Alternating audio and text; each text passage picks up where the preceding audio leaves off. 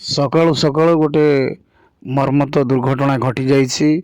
ଆମର କଟକ ଚାନ୍ଦବାଲି ରାସ୍ତା ସାଲେପୁର ଶିଶୁଆ ପାଖାପାଖି ଏ ଇନୋଭା ଗାଡ଼ିଟି ଭୋର 7ଟା ସମୟରେ ଭାରସାମ୍ୟ ହରାଇ ଗାଡ଼ିଟି ଗୋଟେ ଗଛ ଉପରେ ପିଟି ହେବାରୁ ଗାଡ଼ିଟି ତଳକୁ ଗଡ଼ି ଯାଇଛି। ତେଣୁ ସେ ଗାଡ଼ିରେ କୌଣସି ଲୋକ ନାହାନ୍ତି।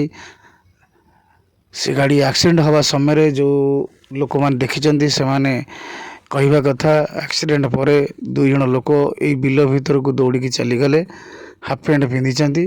ତେଣୁ ଆମେ ଏବେ ଆସି ଦେଖିଲା ବେଳକୁ ଗାଡ଼ି ଭିତରେ କିଛି ସାମଗ୍ରୀ ଅଛି, ଗାଡ଼ି ଲକ୍ ଅଛି। ଗାଡ଼ି ଭିତରେ ସେ ଡ୍ରାଇଭରଙ୍କର ପ୍ୟାଣ୍ଟ ସାର୍ଟ ପଡ଼ିଛି। ତେଣୁ ଯେତିକି ସନ୍ଦେହ କରାଯାଉଛି ଗାଡ଼ି ଭିତରେ କିଛି ଅବକାରୀ ଜିନିଷ ଥିଲା ବୋଲି। ତେଣୁ ଆମେ ପୋଲିସକୁ ଖବର ଦେଇଛୁ। ପୋଲିସ ଏପର୍ଯ୍ୟନ୍ତ ପହଞ୍ଚି ନଥିଲେ। ପୋଲିସ ପହଞ୍ଚିଲା ପରେ ତଦନ୍ତ କଲା ପରେ ଜଣାପଡ଼ିବ ପ୍ରକୃତରେ ଇନୋଭା ଗାଡ଼ିରେ କ'ଣ ଥିଲା, ଇନୋଭା ଗାଡ଼ି କେଉଁଠିକି ଯାଉଥିଲା, ଆଉ ଇନୋଭା ଗାଡ଼ି କେଉଁଠିକାର। ତେଣୁ ଆମେ ଆପଣଙ୍କୁ ଅପଡ଼େଟ୍ ଦେଖାଇବୁ। ଦେଖନ୍ତୁ, ଏ ଗାଡ଼ି ଆକ୍ସିଡେଣ୍ଟ ହେଲା ପରେ ଶହ ଶହ ଲୋକ ଧାଡ଼ି ବାନ୍ଧି ଦେଖିବାକୁ କହିଛନ୍ତି। ଗଛଟି ଭାଙ୍ଗି ଯାଇଛି, ଗଛଟି ସମ୍ପୂର୍ଣ୍ଣ ଗାଡ଼ି ଉପରେ ପଡ଼ିଯାଇଛି। ତେଣୁ ଗୋଟେ ମର୍ମତ ଦୁର୍ଘଟଣା। ଏ ଦୁର୍ଘଟଣାରେ ହୁଏତ କୌଣସି ଲୋକର କ୍ଷତି ହେଇନାହିଁ।